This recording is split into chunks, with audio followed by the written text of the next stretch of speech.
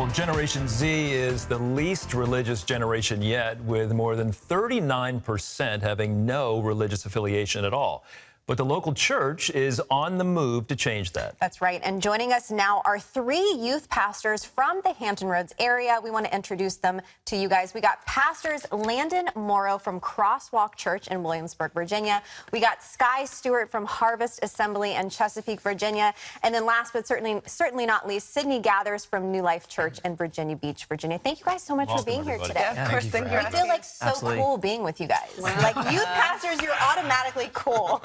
It's not, you don't feel cool when I'm just sitting with you. Sometimes. No, I'm just like, no, but Skye, first question goes to you. So you were born in 1997. Mm-hmm. You're actually the first year within Generation Z, and it's actually referred to as being a zillennial because you're like sandwiched between Gen Z and the millennial generation, which is my generation. Right. So what is it like leading people within your generation? What has that been like for you?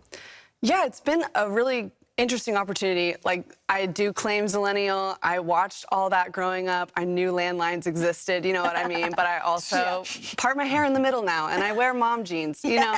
But it's just such a cool opportunity because I'm leading from a place of, like, I'm here with you, you know what I mean? Like, I know what you guys are experiencing. I know what you guys are going through, but I'm far removed, at least from the middle school, high school era, enough that I can speak into them and I can guide them in a way of like, hey, I know where you're at, but like there's a way beyond that, and that way is Jesus. And so it's such a cool opportunity.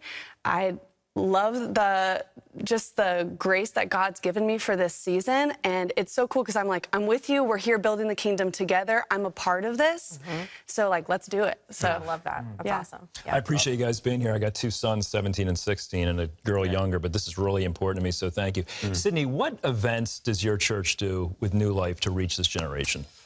We do youth, like a youth service, youth group. Yeah. We meet every Wednesday.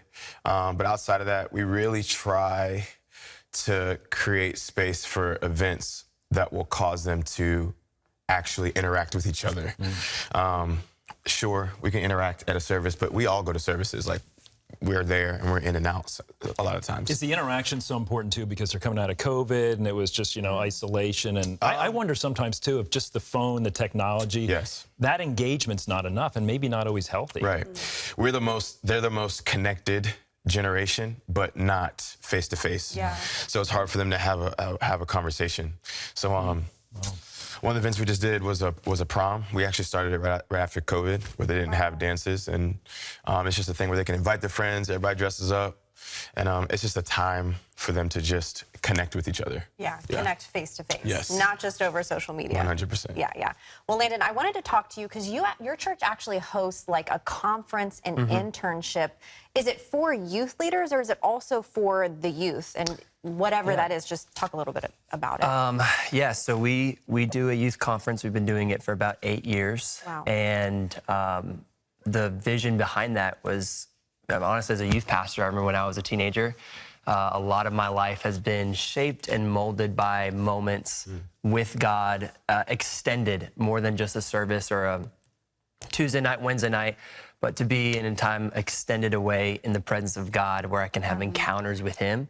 Yeah. And so our youth conference is really, the vision is just to create space for that, to have connection, like what Sidney is talking about, and community, but to really get into the presence of God and to be able to have an encounter with Jesus that can shape their lives. And the internship, we have 2 different types. We have one for like young adults that want to serve in youth ministry, and also we do have available for teenagers to take ownership and be a part of what's happening in our church.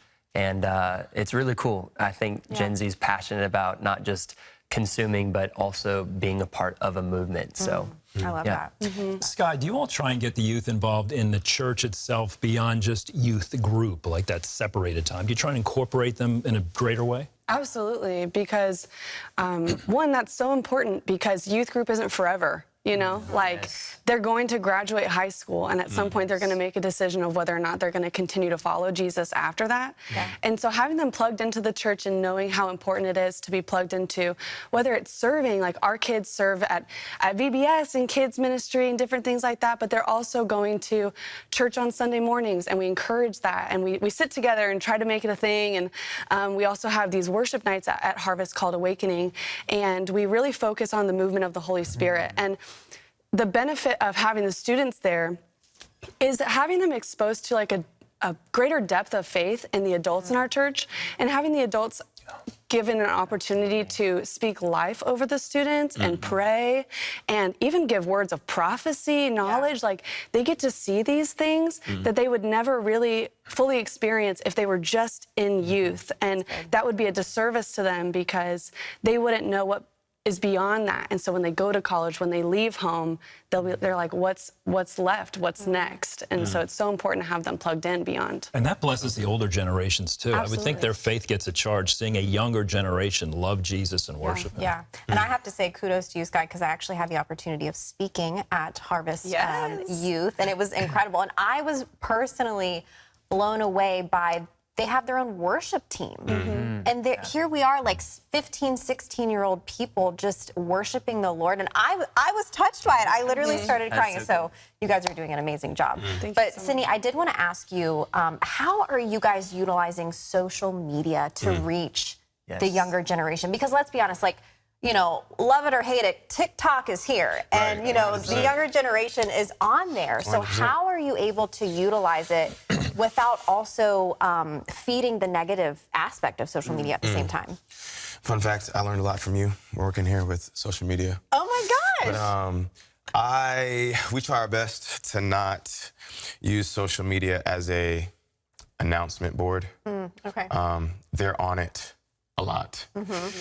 So if we only have 45 seconds of their time, a minute of their time, how can we encourage them in their day? How can we point them to Jesus in their day? That would be just the main thing. It's just trying to get them to understand that they can be surrounded by darkness for sure online. But we will constantly try to be a place and a space, whether we're in person or digitally, that's going to point them to Jesus. Yeah. I used to do social media. That's what he was referring to. So yeah. Landon, you know, I know people of all ages hurt. We all have needs, but what would you say with this generation is a profound need that you kind of see across the board or hurt? Is there something specific maybe that they deal with or struggle with it? Maybe even other generations haven't, in a sense? Yeah, I would say maybe two things. Is one, identity. Figuring out who they are, I think, is a huge one.